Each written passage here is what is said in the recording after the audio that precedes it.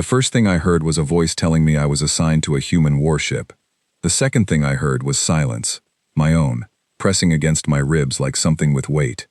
I stood in the docking corridor of my mother's palace and tried to make my body agree with my face. My face was calm. My body knew better.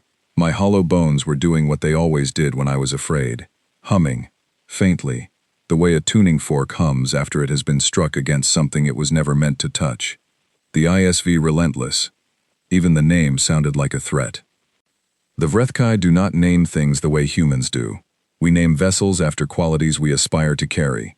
Grace, resonance, depth of light. Humans name their ships like they are warning you, like the name itself is a first punch thrown before anyone has even walked through the door. I was 4 feet tall.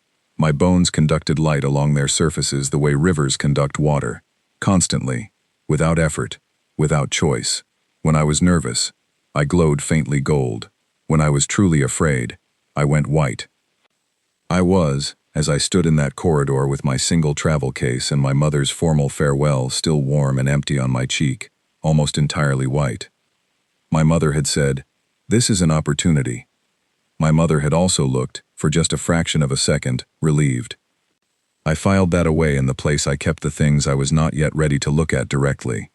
The transport that carried me to the Relentless smelled of recycled air and something synthetic that humans apparently called coffee. I pressed my face against the small oval window and watched the stars pass the way they always pass, without caring, without comment, in the perfect indifferent silence of things that have been there longer than anything's grief. I was going because I had failed the resonance assessment. Not failed the way a student fails a test, failed the way a bridge fails, structurally, publicly, in front of people who had been quietly expecting it. The Vrethkai resonance assessment measures 3 things: empathic range, signal precision, and what our scholars call anchor stability, the ability to hold your own emotional center while reading the emotional states of others. It is what makes a Vrethkai diplomat worth anything. It is what separates a vessel from a reed, our teachers used to say. A reed bends and breaks. A vessel holds what is poured into it. I had bent. Not dramatically. I had not collapsed on the floor or made any sound. I had simply wavered. Under the projected resonance field of 12 senior assessors, I had wavered, and my signal had scattered, and the reading crystal at the center of the room had gone the faint, embarrassed gray of a thing failing to record anything worth noting. The assessors had written their report. My mother had read it in her study, with the door closed, for 40 minutes. Then she had come out and told me, in her gentlest voice, and my mother's gentlest voice was still a voice that could command a room of 300 without raising itself, that she had arranged an exchange placement, a diplomatic learning program, entirely standard, nothing to read into it. I read everything into it. I was being removed, not punished, removed, which is, in its way, a far quieter and more thorough thing. The Relentless was enormous. I had known it would be from the schematics, but knowing a thing in data and knowing it in your body are 2 different languages entirely. I came through the docking bay and my resonance core, the place below my sternum where I processed the emotional topography of a space, picked up 47 distinct human signatures before I had taken 3 steps. Humans feel everything at once. That is the only way I know how to explain it. There is no layering, no careful calibration of what they put out versus what they hold. They feel the way their music sounds, fully, overlapping, without apology, several emotions simultaneously occupying the same moment and somehow not canceling each other out. It was, to put it plainly, deafening. I stood very still for 4 seconds and let my core adjust. This was called attenuation. I was not very good at it. Princess Ivella. The human was standing 6 feet in front of me. He was not tall by human standards, but he carried himself as though he had simply decided that height was a variable he had already resolved in his favor. His uniform was the dark gray of the ship's military division. His face had the particular quality of a face that had made a great many decisions in difficult conditions and was no longer surprised by difficulty. He looked at me. I felt his reading before I processed his expression. Assessments are involuntary for me. I feel what a person is before I see what they show.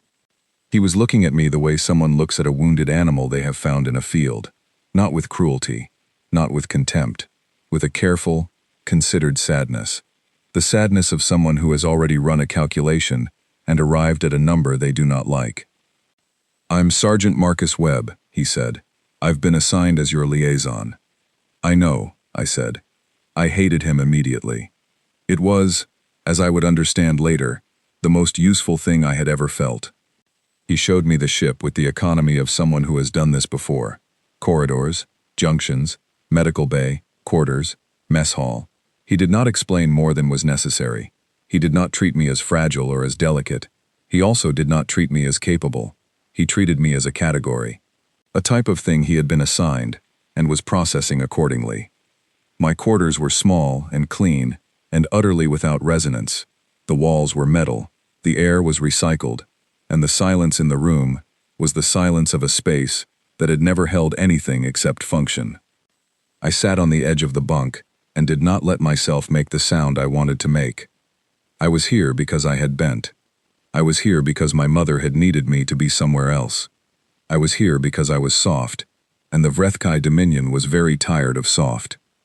The diplomatic briefing the next morning was a formal thing, held in a room that smelled of the same synthetic coffee that had been haunting me since arrival. 6 humans, 2 Vrethkai attachés, 1 officer from the Mreth Collective who kept their eyes closed in the way their species does when they are paying very close attention. I sat and felt the room. Something was wrong. Not wrong the way a misaligned schedule is wrong. Wrong the way a body knows before the mind has caught up.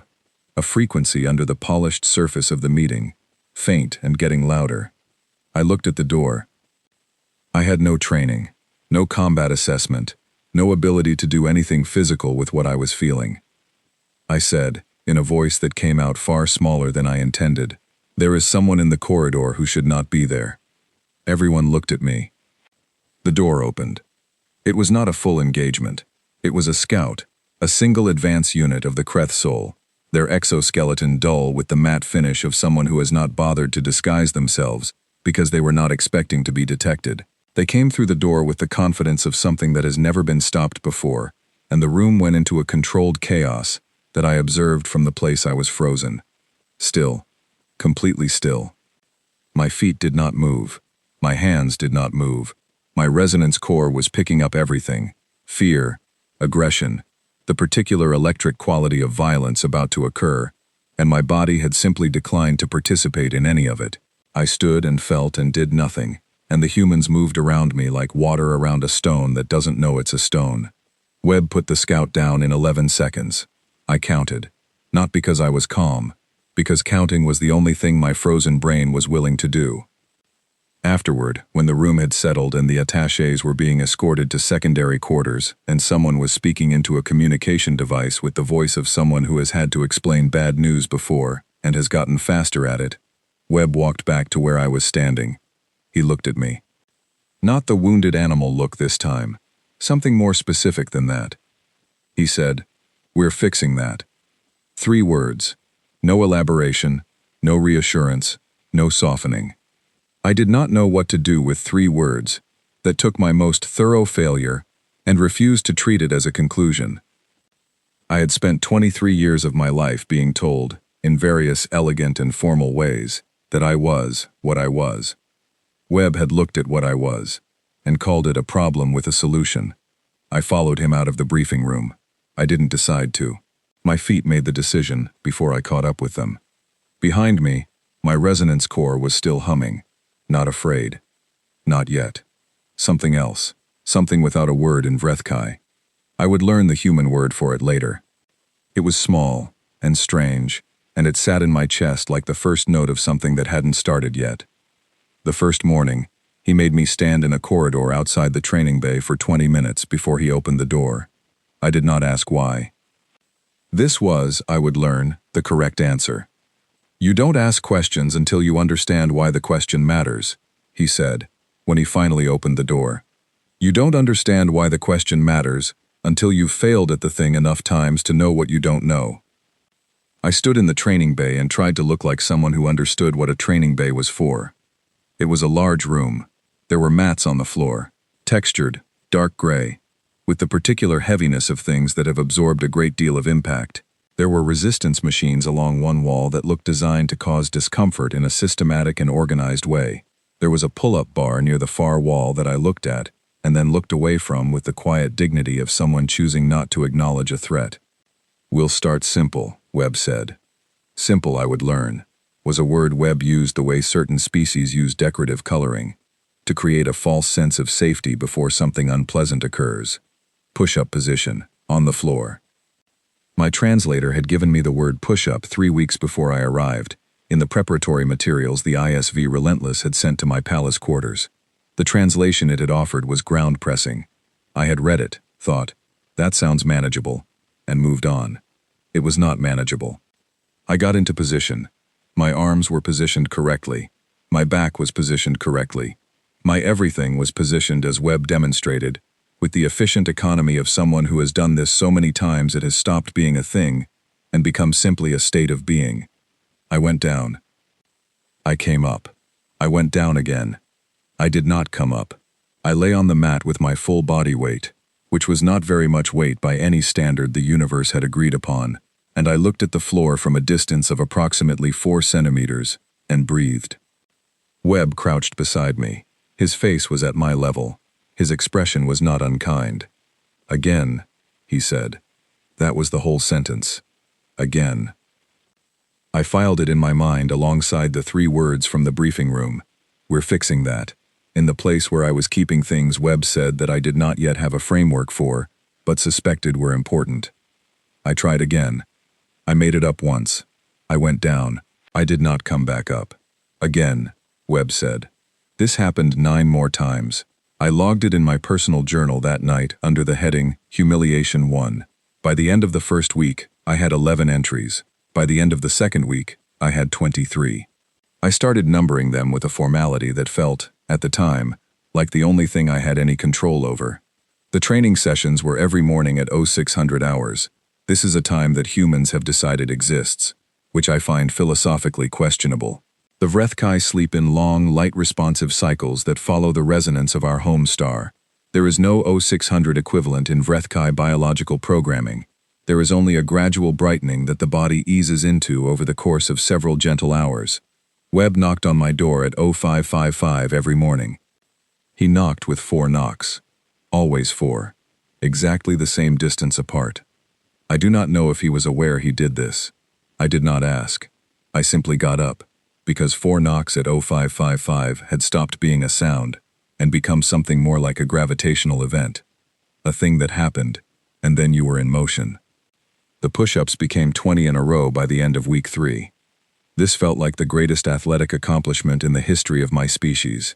Webb said, "Good. Now we add the plank." The plank was worse than the push-up, because the push-up at least involved movement. The plank required me to stay perfectly still, while my entire body shook with the effort of not collapsing, which is a uniquely terrible form of exercise, because the goal is simply to not stop, which means the measure of success is the absence of failure, which means every second is just a second you haven't failed yet. I held it for 12 seconds the first time. Webb said nothing. Humiliation 24. But something was happening that I could not put in the journal, because I did not yet have words for it. My bones were changing. Not visibly.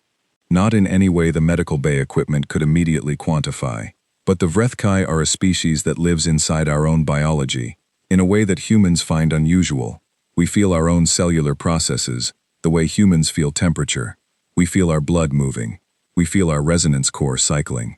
We feel, faintly, the electrical activity of our own nervous system. My bones were beginning to hum differently. The light that traveled through them, bioluminescent, part of our basic biological architecture, something my species had always treated as purely aesthetic, was moving with more purpose, more pressure.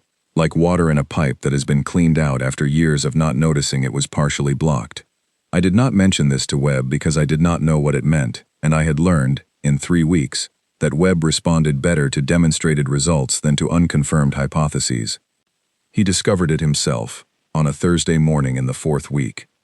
We were doing what he called circuit training, which was a human exercise concept involving doing many different terrible things in sequence without adequate rest between them. And I was cycling through the routine when he told me to stop. "Hold still," he said. I held still. My arms were tired. My resonance core was running hot. the way it does when I've been under sustained physical stress. My bioluminescence was doing what it always did under stress, brightening. I glowed, when I worked, the way a lamp glows when the power is fully on. Webb was staring at my left hand. "Do that again," he said. "The pulse." I wasn't doing a pulse. Your hand pulsed. The light. Like a...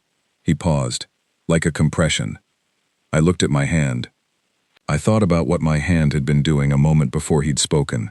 I had been gripping the resistance bar and pushing, and there had been a feeling I always had during that motion. A gathering sensation in my palm. Something collecting and releasing. I reached for it deliberately. I pressed my palm flat and gathered the sensation consciously and pushed. The light in my hand compressed to a point and released outward. The electromagnetic field sensor on the wall behind me registered a spike. Webb was very still for a very long moment. Then he said, in a voice that was absolutely level in the way that voices are level when the person speaking is working very hard to keep them that way, "Ivella, your entire species has been holding a rifle and calling it a chandelier." I did not fully understand the human metaphor. My translator offered decorative lighting fixture. This was not helpful, but I understood the feeling. The bioluminescence was not decoration. It was not the pretty overflow of an ornamental species that felt things more deeply than was practical. It was a mechanism. It had physics. It had application. My hollow bones were not a fragility. They were waveguides. The light moved through them, the way a signal moves through a wire, and a signal moving through a wire can carry force if the wire knows it can. I sat with that knowledge in the training bay for 3 seconds. Then I said, "Show me how." Webb blinked. I do not think he had expected those 3 words. I do not think he had expected them from me at that particular moment, or in that particular order. He said, "That's the first time you've asked me for something." "I have been asking," I said. "I have simply been asking with my body, because my voice didn't know how yet." He looked at me for another moment. Then something happened in his face that was not the wounded animal look. I catalogued it quickly with my resonance core, a warmth, a shifting, a small and contained satisfaction, of the kind you feel when something you have been patient about starts to pay. He covered it efficiently, the way humans cover things they consider private. He said, "All right, we work with what you have." What I had, we discovered over the following 2 weeks, was a focused biophotonic output capability that I could, with effort, with practice, with a great deal of failure, and a growing catalog of humiliations, compress and direct from my palm. The compression created a localized electromagnetic pulse, not strong enough to damage anything substantial, strong enough to disrupt electronics at close range, strong enough to stagger a nervous system that was not shielded against it. It was not large, but it was precise. Webb made me practice on targets. Small electronic units set at distances he increased by half a meter every 2 days. I missed. I missed again. I hit once and the target went dark and I felt something in my chest that was so disproportionate to the small and practical thing I had just accomplished that I immediately disguised it by looking at the far wall with great and deliberate neutrality. Webb said, "Again." But this time it sounded different. This time it sounded like, "Keep going," not like, "You have not done enough." There is a difference in those 2 things. It took me until week 5 to hear it. The crew had opinions about me. I could feel them whether I wanted to or not. The Vrethkai do not choose to read emotional resonance any more than humans choose to read facial expressions. It simply arrives, processed and cataloged before the conscious mind has requested it. The crew of the Relentless was a community with a particular texture. Tight, familiar, layered with years of shared difficulty, and the particular trust that grows in conditions where trust has been tested. I was, to most of them, a curiosity, an ornamental diplomatic assignment, the small glowing alien that Webb was doing something unusual with in the training bay every morning. They were not unkind. They were simply already complete without me, in the way that closed communities are always complete without newcomers. Not hostile, just full. One afternoon, in the mess hall, one of the crew, a junior officer with a long face and the flat humor of someone who thought they were funnier than they were, made a comment within my hearing about whether the princess was done playing soldier yet. Webb was 3 tables away. He heard it. I felt his anger before he moved. It arrived in my resonance core fast and clean, the way a cold front arrives, not gradually building, just suddenly present. He said 4 words to the officer in a voice I could not hear at the distance, but whose effect I could feel clearly, in the officer's immediate shift from loose to rigid. The officer did not make that kind of comment again. I sat with my food, the human meal option I had been eating because it was calorie-dense, and Webb had told me I needed more calories, which was information that had required some adjustment to my self-conception, and looked at the tray. My resonance core had done something unexpected. When Webb's anger had come, clean and directed and entirely on my behalf, something in my core had gone quiet. Not silent, quiet. The way a room goes quiet when something important is about to be said. I had never, in 23 years of reading the emotional states of the people around me, felt someone else's anger and had it function like shelter. I did not know what to do with that. I ate my food. I thought about the pull-up bar. I thought about the electromagnetic pulse I had sent 6 meters with my left hand yesterday and only missed the target by 2 centimeters. I did not think about the quiet. The quiet thought about itself without my help. By the end of the 5th week, I could hold a plank for 90 seconds. I could do 30 push-ups in sequence. I could generate a focused biophotonic pulse with my palm to a distance of 9 meters with 70% accuracy. Webb looked at the accuracy score and said, 85 is what we're going for. I said, give me 4 days. He didn't say anything. But that warmth moved through him again, the small, contained kind, and this time I let myself feel it without immediately looking at the wall. It occurred to me, quietly, in the back of the part of my mind I kept for things I was not ready to examine directly, that I had not once thought of myself as soft in 5 weeks.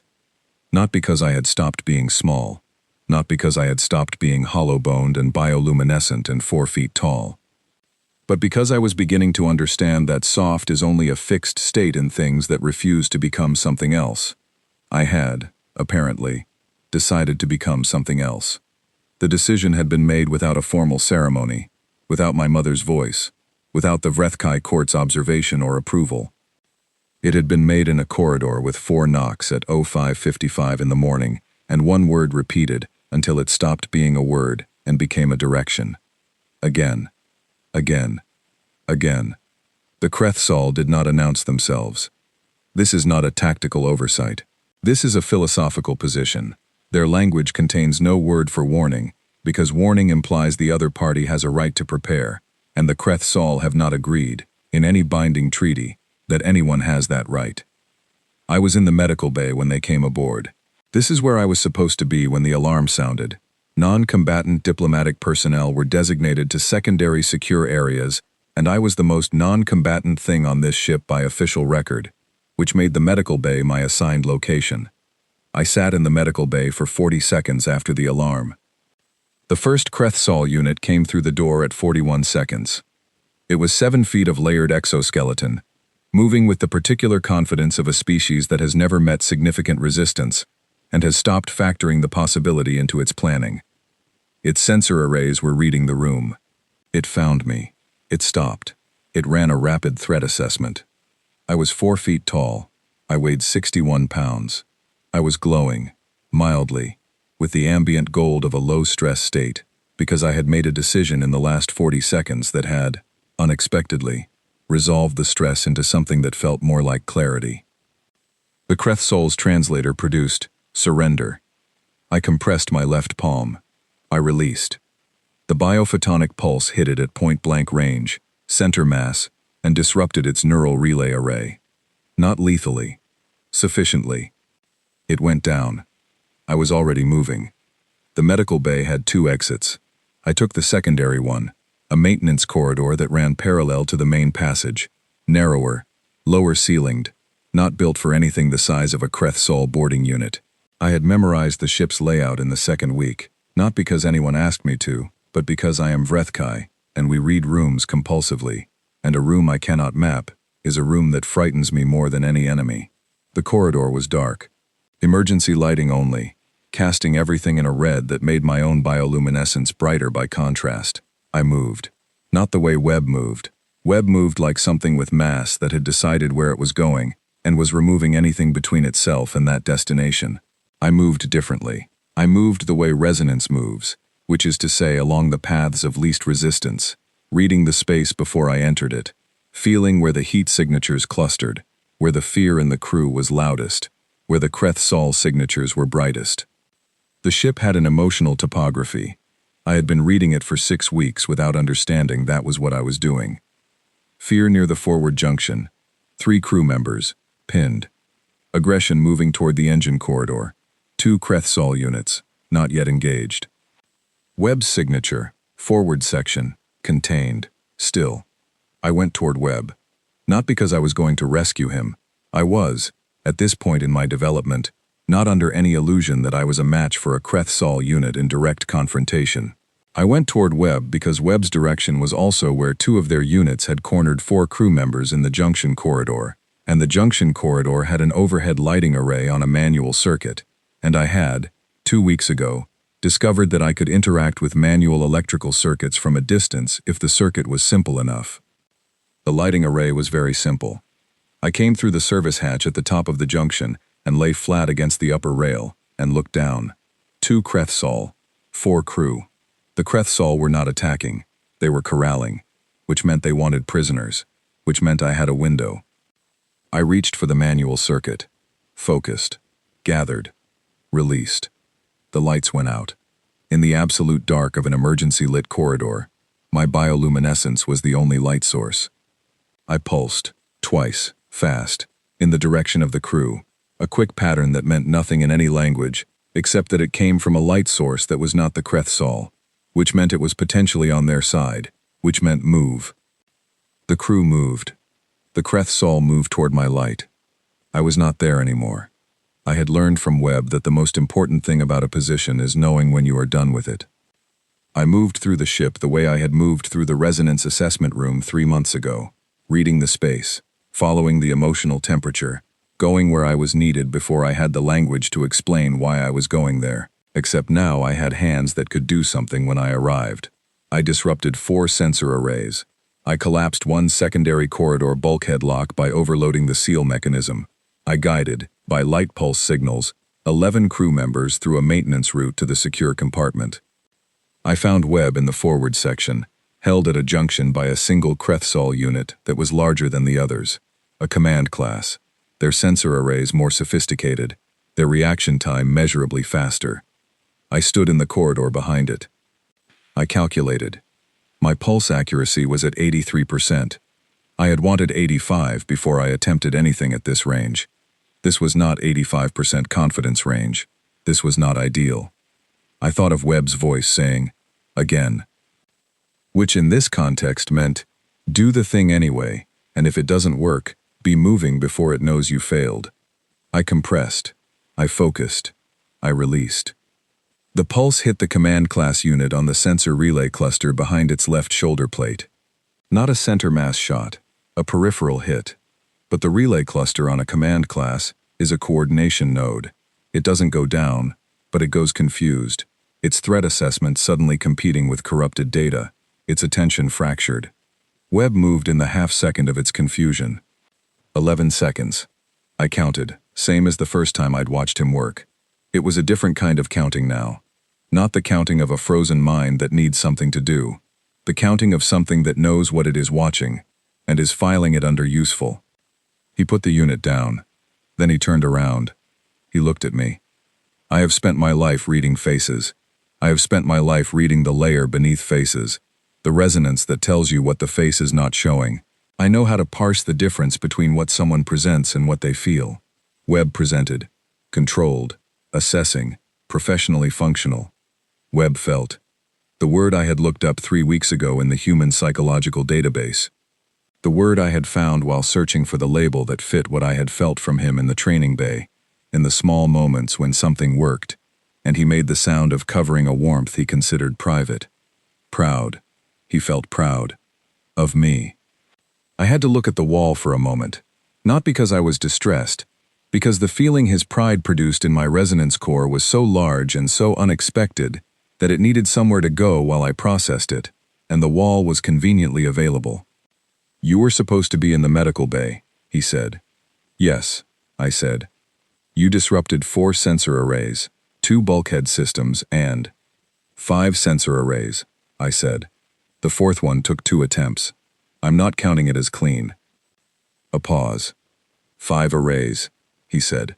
And you guided 11 crew to secure. 12, I said. There was a technician in Maintenance Corridor 7 that the count missed.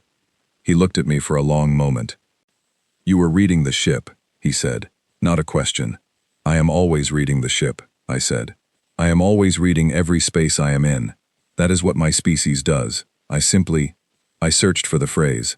I simply started doing something with it. The battle lasted another 40 minutes. I was not in it alone.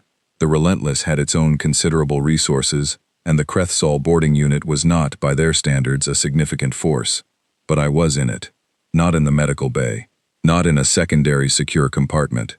In it, moving, using what I had and what I had learned in 6 weeks of 0555 mornings, and 90-second planks, and 83% accuracy, and 1 word repeated, until it became a direction. Afterward, the ship went through its post-engagement protocols, with the efficiency of a crew that has done this before. Reports were filed. Damage was assessed. The medical bay handled its business. I sat in the corridor outside my quarters and let my resonance core decompress. This is something Vrethkai do after high-stress situations. We need approximately 15 minutes of low-stimulus quiet to allow our empathic intake to clear. I was sitting with my back against the metal wall and my hands flat on my knees, and my bioluminescence at its lowest ambient level, nearly invisible, a bare, warm thread of gold running along my collarbone and forearms. There was something sitting in my chest. Not pride, not relief, something quieter than both. I thought of the corridor, of moving through the ship by feel, of the crew member in Maintenance Corridor 7 that the official count had missed, tucked behind a coolant junction, silent with fear, and how I had felt them from 30 meters and redirected without pausing, because redirecting had simply been the obvious next thing. I thought of the frozen version of myself standing in the briefing room 3 months ago while a Krethsol scout came through the door, and my body refused to participate in any available response. I thought of Webb saying, "We're fixing that." He had not said, "We're replacing that." He had not said, "We're training the Vrethkai out of you and putting a soldier in." He had said, "Fixing," which implied that what was there was not wrong, which implied that what was there was the right material, needing adjustment. The thing in my chest was not something I had a Vrethkai word for. The Vrethkai word closest to it was something our scholars translated as the rightness of what has grown into itself. But that was not quite it either. I was still sitting in the corridor when Webb came around the junction. He had a medical wrap on his left forearm. Nothing serious. His posture was fully weight-bearing and his resonance was stable. He stopped when he saw me. "You good?" he said. "Decompressing," I said. He nodded. He sat against the opposite wall.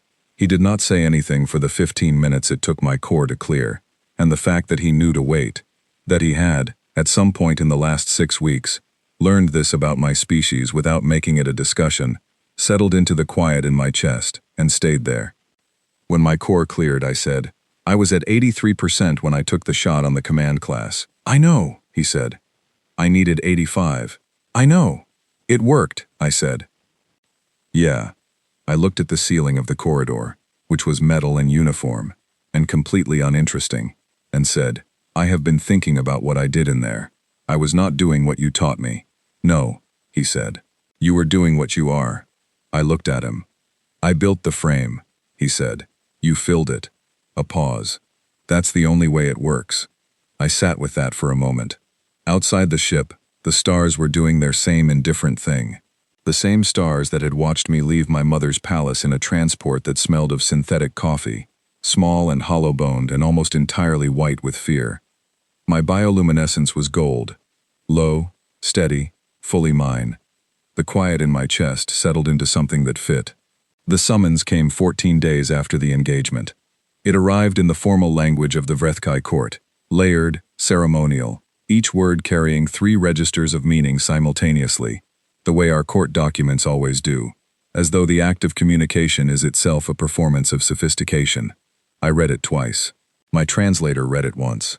We arrived at the same conclusion. My mother wanted me home. I sat with the summons for a long time in my quarters, and then I showed it to Webb, and he read it in the direct way he reads everything, left to right, once, without ceremony. And then he said, "When do you leave?"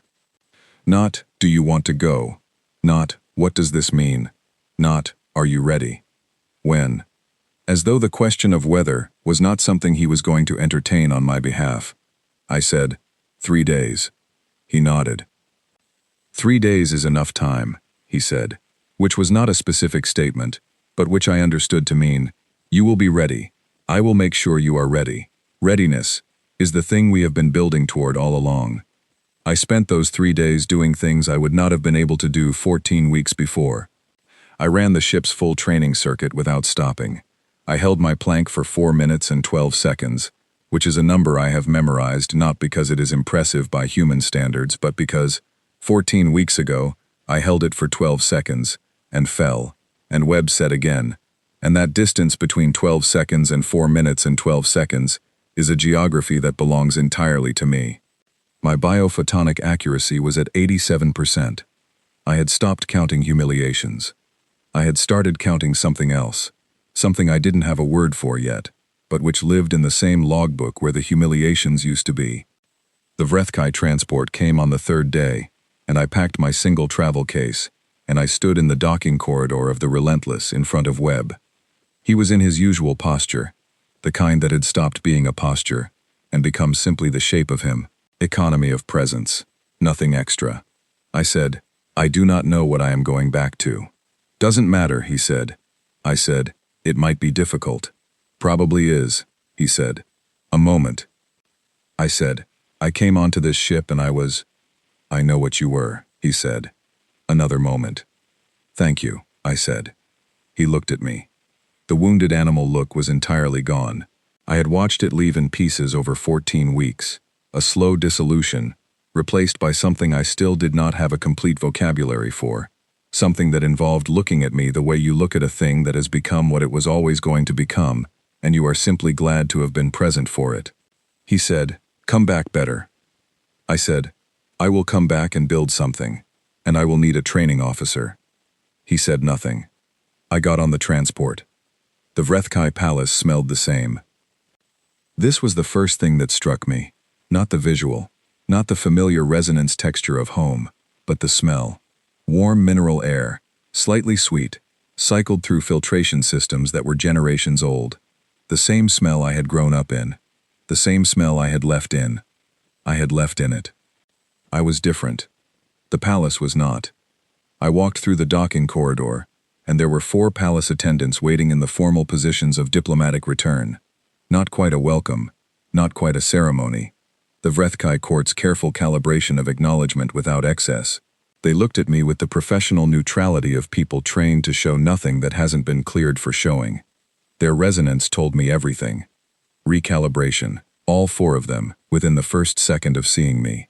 A rapid internal readjustment of their preloaded category for Crown Princess Ivella, which had been built over 23 years and was apparently no longer accurate. I had grown 3 centimeters. This does not happen to adult Vrethkai. Our bone structure is considered fixed at biological maturity. Webb had told me, in the 4th week, that bones respond to mechanical load, that they adapt, remodel, respond to demand. My bones had apparently believed him before I had. I was also carrying myself differently.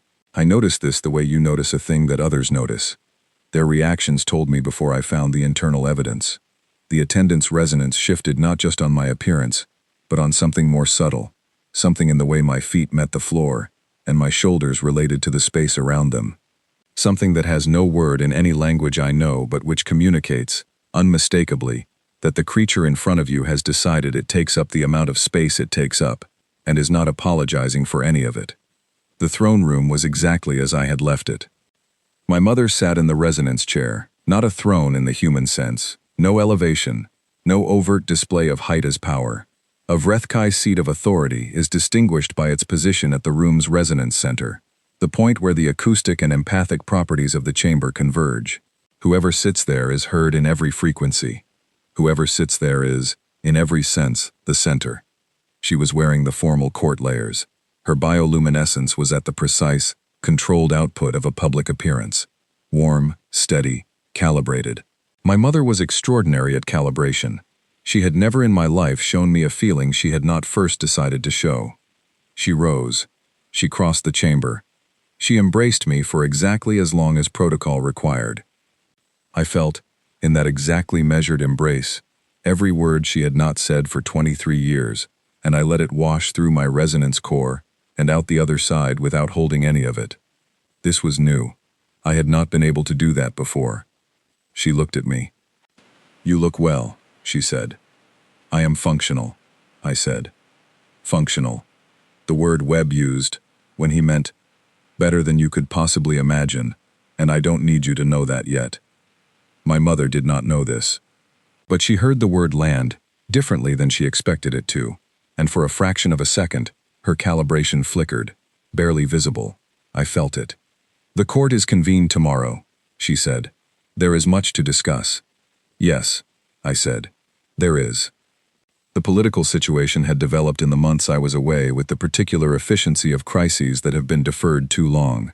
The Krethsol, whose engagement with the Relentless had been a probing action, a test of the Vrethkai's response capacity along the border, had subsequently moved 3 transit lanes, not aggressively, quietly, the way water moves around a stone, finding the spaces where the pressure is least. The Dominion had lost 2 trade partners, not to conflict, to the perception of weakness. In the galaxy's political geography, the perception of weakness is often indistinguishable from the fact of it. My mother's court had been meeting twice daily. Their proposed solutions had a particular quality in common: elegance, precision, careful management. They were all, in various ways, solutions designed to avoid conflict by appearing to concede without actually conceding, which is a technique the Vrethkai have refined over generations, and which works extremely well right up until the moment the other party has a neural architecture that cannot parse the difference between a concession and a concession-shaped non-concession. The Krethsol literally cannot parse that difference. Their cognition does not contain the architecture for it. This is not a metaphor. Their brain structure, as catalogued in every diplomatic brief I had ever been given, is built for direct response processing. Ambiguity registers as noise. Noise registers as threat. Threat triggers escalation. My mother's entire strategy was built on ambiguity. I sat through the court session on the first day and felt the room. This is what I do. This is what I have always done. I felt the room, and I understood, in the way I understand things before I have words for them, that the Vrethkai court was preparing to lose very elegantly. The Krethsol had made an offer through diplomatic channels. The formal text was distributed to court members at the beginning of the session. I had been given my copy. I had read it 3 times. It required the Vrethkai to surrender 3 border transit systems. It required a permanent Vrethkai royal representative at the Krethsol High Command facility, designated as Resonance Liaison. This role was diplomatic in title and permanent in practice. A hostage, dressed in the language of cooperation. The court was not calling it that. The court was discussing the strategic implications of the transit systems and the symbolic value of a royal liaison and the potential for future renegotiation.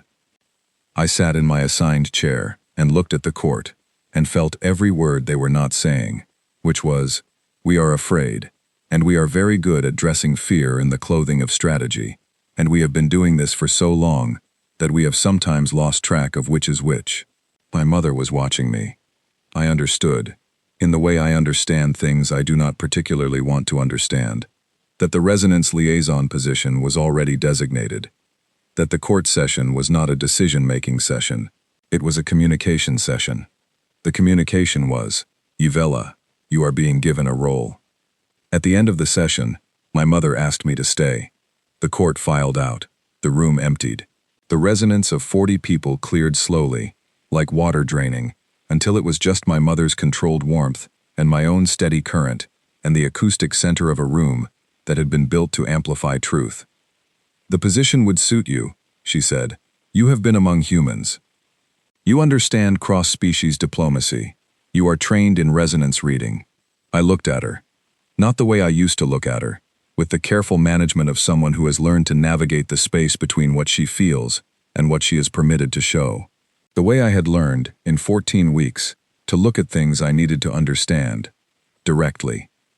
You are describing a solution that requires me to be a tool, I said. You are describing it in the language of suitability. Silence. The Krethsol position is permanent, I said. The renegotiation clauses in the agreement have no triggering mechanism. There is no condition under which I would return. More silence. And, I said, the Krethsol will not honor ambiguity.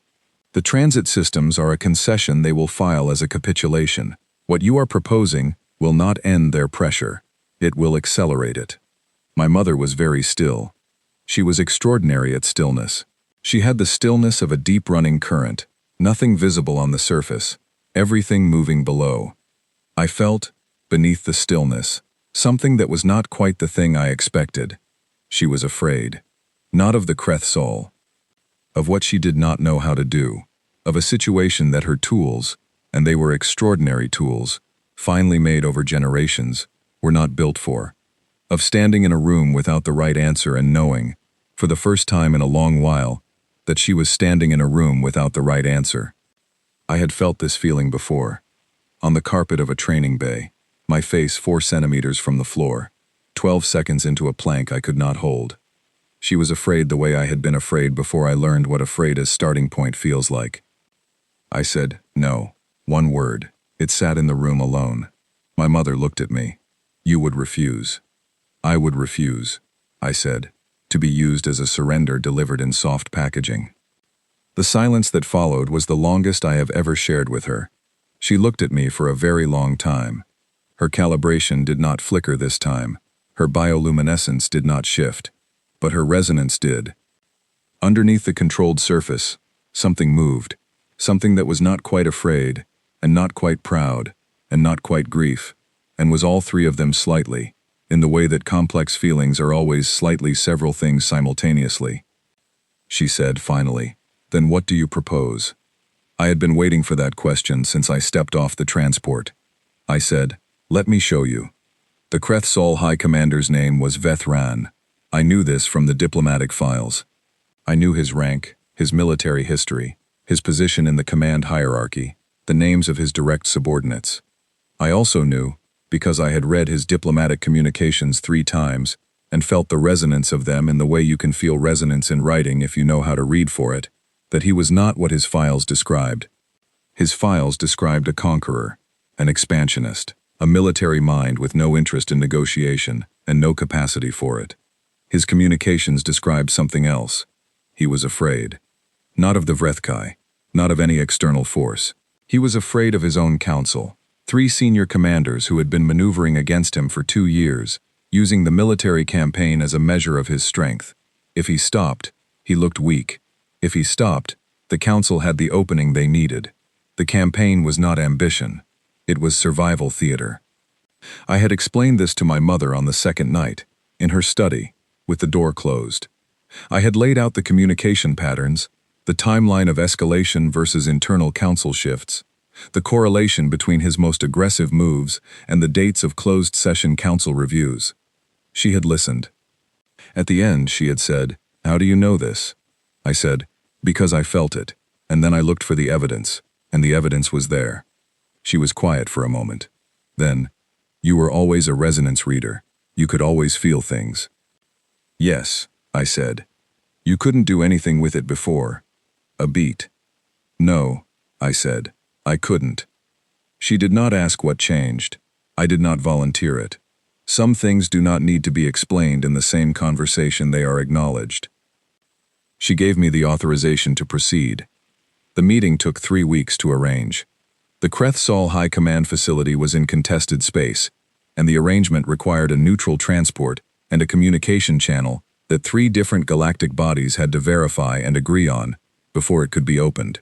My mother's diplomatic staff handled the logistics with the efficiency of people who know how to make difficult things appear seamless. I spent those 3 weeks in the palace library. I was reading Krethsol political theory. Not their diplomatic communications, their actual political texts, the ones written for internal consumption, in the formal Krethsol language that my translator could render approximately, and which I supplemented by cross-referencing 40 years of diplomatic scholarship from 4 different species. The Kreth Sol concept of strength is not what the galaxy assumes it is. The galaxy assumes the Kreth Sol measure strength through conquest because conquest is what they display. But their texts describe something more precise. They measure strength through what they call the uncontested position, not dominance.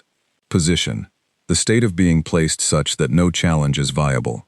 It is less about winning than about being located in a place where winning is not in question. Vethran needed an uncontested position. He did not need the Vrethkai transit systems. He needed to not be challenged by his council. These are related but not identical problems, and they have different solutions. The transport to the Kreth Sol facility was a neutral vessel, Mreth Collective, gray-hulled, smell neutral in the way Mreth ships always are, as though they've engineered the air to carry as little information as possible. I sat in my designated compartment for the 6-hour transit, and I breathed, and I ran through the conversation the way Webb had taught me to run through an engagement, not scripting it, not planning the specific words, but feeling the shape of it, the territory, the available moves. Webb's way of explaining this was, you don't plan a fight, you plan the fighter. Then you put the fighter in, and let them be what they've trained to be. I was what I had trained to be. I was also, still, something I had always been. The meeting chamber was theirs. I had expected this, and agreed to it in the negotiation, because a Kreth Sol commander at home is a Kreth Sol commander whose threat threshold is lower. They do not have to perform vigilance, which means the part of their brain that is always managing territorial stress is quieter, which means more processing available for actual communication. Webb would have called this using the terrain. I walked into the chamber alone. This was the first thing that changed the texture of the room. The Kreth Sol honor guard at the entrance. 4 units, large, exoskeletal, the command class configuration that I had a particular and recent experience with, ran their threat assessment in the first 2 seconds. 4 feet tall, 61 pounds, no visible weapons, bioluminescent, alone. I felt their reassessment before they settled into it. I was not what they had prepared to encounter. Vethran was at the far end of the chamber. He was larger than his files had suggested.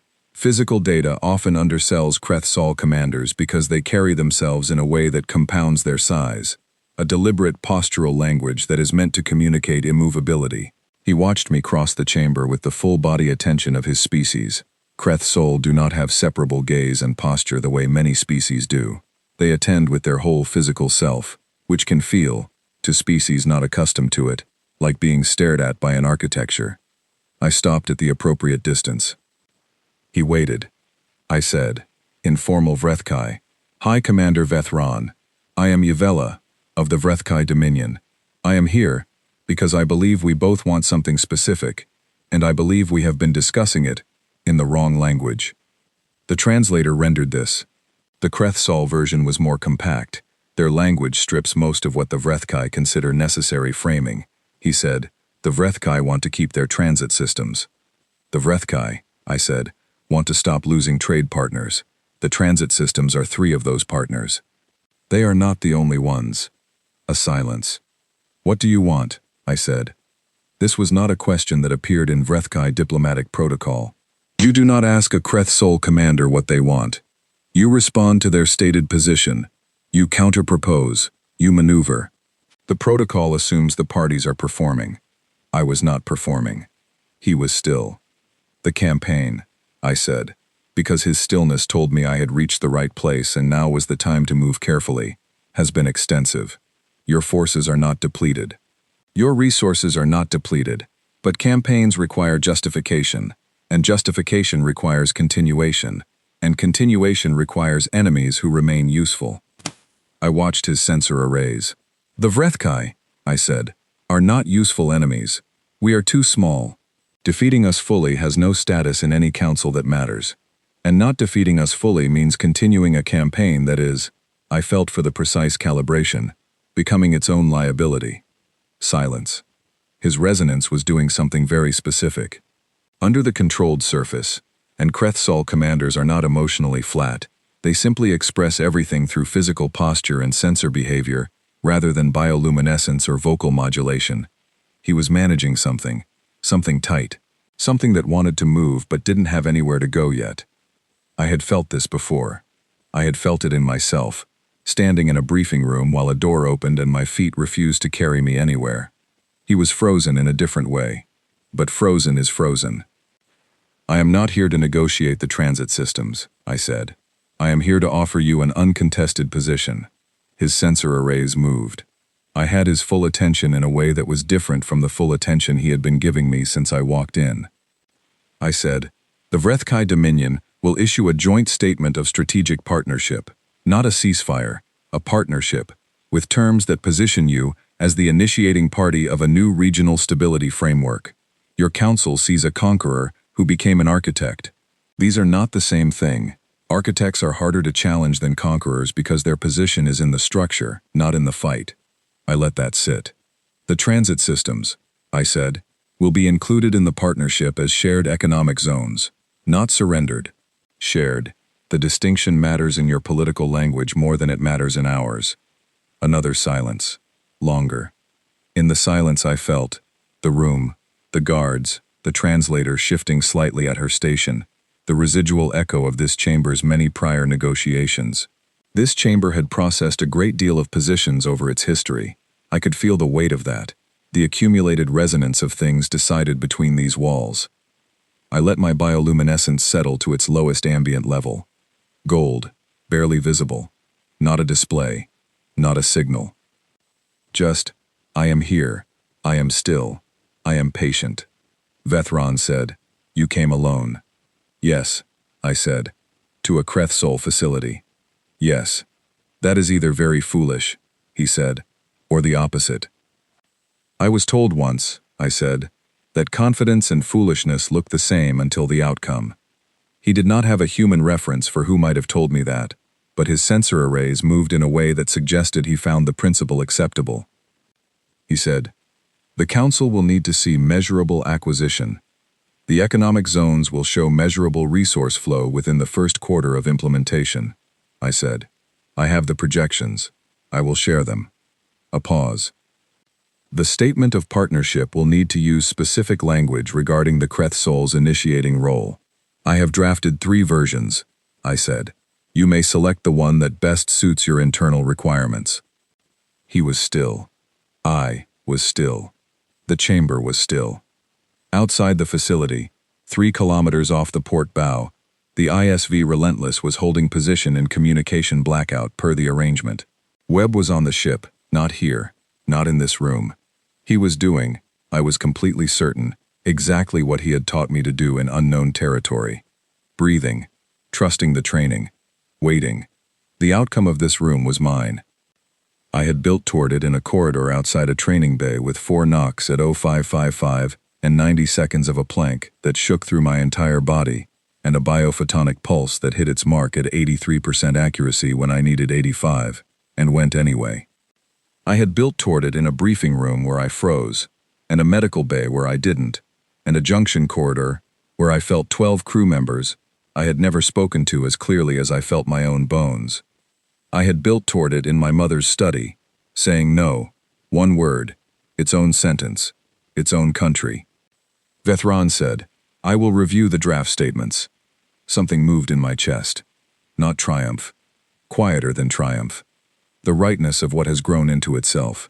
My bioluminescence did something involuntary. A full-body pulse, warm gold, lasting about 2 seconds. I did not plan it. It simply happened the way overflow happens, the way a vessel that is full past its calibration finally spills. His translator whispered to Vethron. I was too far away to hear the words, but I saw his sensor arrays orient toward her. He looked back at me. What does that mean? He said. The light. I said, it means I am full. He did not have a context for this, but his sensor arrays settled in a way that suggested he had filed it as non-threatening, which was accurate. The negotiation took another 4 hours. The draft statements were reviewed, and the second version selected with minor modifications to 2 phrases, which I had anticipated and pre-cleared with my mother's authorization. The economic zone framework was presented and accepted in principle, with a 30-day implementation review. When I walked back out of the chamber, the honor guard ran their threat assessment again.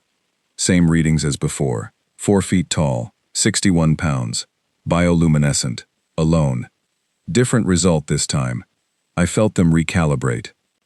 The transport back to the Relentless smelled of the Mreth's neutral air, the absence of smell that has always reminded me of clean space between things, and I sat in my compartment and let my resonance core decompress in the 15-minute cycle I had maintained since the beginning, and watched the stars do their same indifferent thing through the oval window.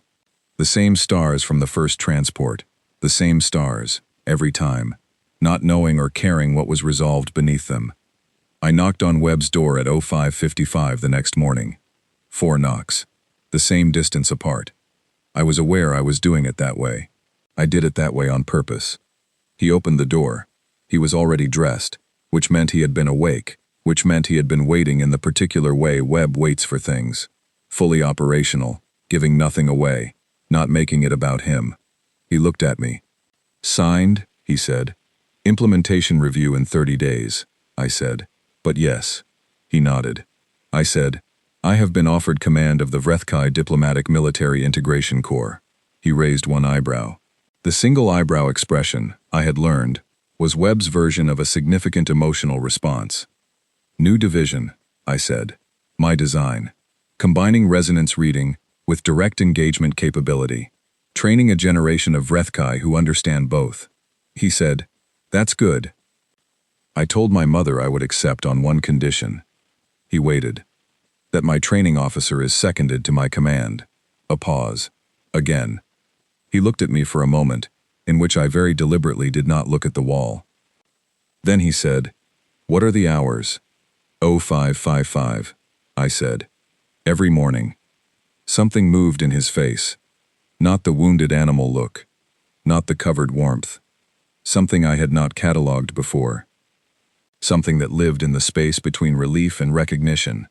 The particular quality of a person who has arrived somewhere they had been going without knowing they were going there. I did not have a word for it. I would look it up later. I said, "Bring coffee." He said, "You hate the coffee." "I have been working on it," I said. "I am at 62% tolerance." "Not bad. I want 85, I said. "Give me 4 days." He was quiet for one moment. Then he made the sound of someone covering a thing they consider private, and said, 4 days. I went back to my quarters. My bioluminescence was gold. Steady. Low. Fully mine. Outside the Relentless, the stars were doing what they always do. Indifferent. Ancient. Without interest in what was resolved beneath them. They had watched me leave a palace in a transport that smelled of synthetic coffee. Small and hollow-boned and almost entirely white with fear. They watched me now. Same stars. I was 4 feet tall. My bones conducted light. My resonance core could read a room of 40 in under 3 seconds, and a space station of 400 in under a minute. My biophotonic accuracy was 87%, and climbing. I could hold a plank for 4 minutes and 12 seconds, and somewhere between 12 seconds and 4 minutes and 12 seconds, I had stopped being what I was born as, and started being what I was going to be. There is no ceremony for that crossing. No one announces it. No assessment crystal turns a certain color. No court session ratifies it. It happens in the space between one breath and the next, between one morning's failure and the next morning's again, between the version of you that freezes and the version that does not. My mother sent me away because I was soft. The galaxy received me back as something it did not have a word for. I am Yuvela, of the Vrethkai, Crown Princess, Resonance Commander, the first of a thing that does not have a name yet because the name is still being written. I ground-pressed twice on the first morning and collapsed on the mat and looked at the floor from 4 centimeters away. I got up. Again. Again. Again.